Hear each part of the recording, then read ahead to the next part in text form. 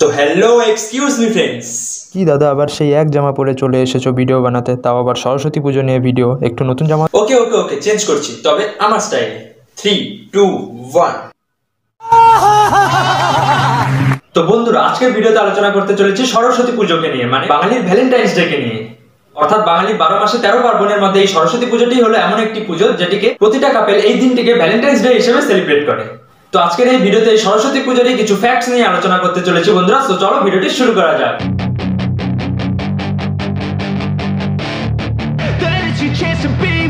Hey kid, don't ever let them get inside your head. মোটামুটি 2-3 বছর আগে দেখা যেত প্রতিটি স্টুডেন্ট সরস্বতী পুজোর দিন সকালবেলা ঘুম থেকে উঠে স্নান ধান সেরে মা সরস্বতীকে অঞ্জলি দিত আর ঠাকুরের কাছে এটি চাইতো যে মা সরস্বতী এই বছরের মতো আমাকে এই ক্লাসটিতে পাস করিয়ে দাও, অথবা এই সাবজেক্টের পরীক্ষাটি আমার একটু খারাপ হয়েছে, আমার এই সাবজেক্টটি একটু দেখে নিও মা সরস্বতী, একটু দেখে নিও, এসব বলে সরস্বতী ঠাকুরের সাথে রীতিমতো ডিল করা হতো। আর ঠিক 1-2 বছরের মধ্যেই যখন লকডাউন আর করোনা এলো, তখন কিছু কিছু স্টুডেন্ট বুঝতে পারলো যে না, এখন আমাদের পাস করানোর জন্য মা সরস্বতীর দরকার নেই, এখন আমাদের পাস করার জন্য লকডাউন আর করোনাই যথেষ্ট। তাই তারা সরস্বতী ঠাকুরের কাছে আর পাস করার জন্য কোনো প্রার্থনা করে না। হ্যাঁ, প্রার্থনা করে, বাট আলাদা লেভেলের প্রার্থনা, একদম অন্য ধরনের প্রার্থনা। দেখে নাও সেটি কি। সরস্বতী ঠাকুরকে কিছু বলতে চাচ্ছি আমার তরফ থেকে, যে হে মা সরস্বতী, তুমি আমাকে পারলে সারা জীবন আমাকে একই ক্লাসে বসা রাখো, চলবে। আমাকে পরীক্ষা ফেল করিয়ে দাও, চলবে। আমাকে স্কুল থেকে বের করিয়ে দাও, তাও চলবে। কিন্তু আমাকে একটা গার্লফ্রেন্ড খুঁজে দাও মা, সত্যি। আর অনেক অনেক বিপদে পড়ে আমি তোমার স্মরণে আসছি মা, কিন্তু মা একটা গার্লফ্রেন্ড জোগাড় করে দাও মা, একটা গার্লফ্রেন্ড খুব ইম্পর্টেন্ট, খুব আর্জেন্ট মা, একটা মানে। না না ভাই, তোর সরস্বতী ঠাকুরকে দেখে কি মনে হয় তিনি বিদ্যার দেবী নাকি ঘটক যে তোর গার্লফ্রেন্ড খোঁজার দায়িত্ব নিবে? লজ্জা লাগা দরকার। মানে এই ভিডিওটি যদি সরস্বতী ঠাকুর দেখতো তাহলে সরস্বতী ঠাকুর নিজেই কনফিউজ হয়ে যেত যে সে বিদ্যার দেবী সরস্বতী ঠাকুর নাকি সে প্রেমের ঠাকুর শ্রীকৃষ্ণ। কি কি কি কি কি কি কি কি কি আরে বলুন কি? আমি একজন ডাক্তার মা। এটা হাস্যকর এই দেশের জনগণের জন্য হাস্যকর। বাট এই সরস্বতী পুজোর দিন একজনের ডিমান্ড কিন্তু বিশাল হাই লেভেলের, আর তিনি হলেন স্বয়ং পুরোহিত মশাই। মানে সরস্বতী পুজোর সময় পুরোহিতদের ডিমান্ড এতটাই বেশি যে যে কোনো সেলিব্রিটি ফেল। মানে এক হাতে দেখা যায় যে মন্ত্র পড়ছে আর আরেক হাতে দেখা যায় যে হোয়াটসঅ্যাপে রিপ্লাই দিচ্ছে আরেক বাড়িতে যে আধা ঘন্টার মধ্যেই আসছি। বাট সেই আধা ঘন্টা যে কখন 2 ঘন্টায় পরিণত হবে ধরতে পারবেন না আপনি, বললাম না।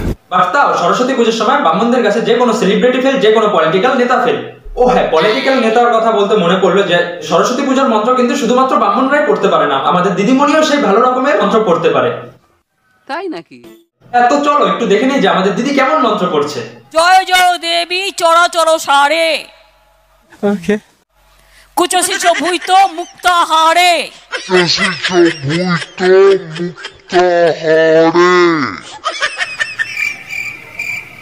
আচ্ছা আচ্ছা, তারপর?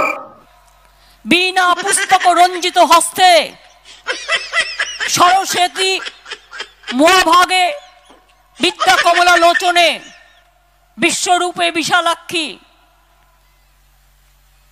সরস্বত্যই নমো নমো। তারপর তারপর? ওং ভদ্রকাল্যই নমো নিত্যং সরস্বত্যই নমো নমো। বেদ বেদান্ত বেদাঙ্গ বিদ্যাস্থানে বয়ে বচ, এটা সরস্বতীর মন্ত্র।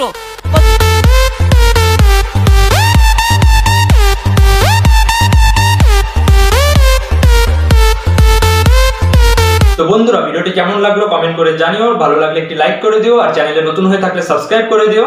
দেখা হচ্ছে নতুন ভিডিওতে নতুন কোনো টপিক নিয়ে খুব শীঘ্রই। আর এক সেকেন্ড ভিডিওটি শেষ করার আগে বলে রাখি, এই ছেলেটির জন্য কোনো সিঙ্গেল মেয়ে যদি থেকে থাকো তাহলে প্লিজ কমেন্ট করে জানিও। আমি তোমাকে কথা দিচ্ছি মা, এখন কটা বাজে?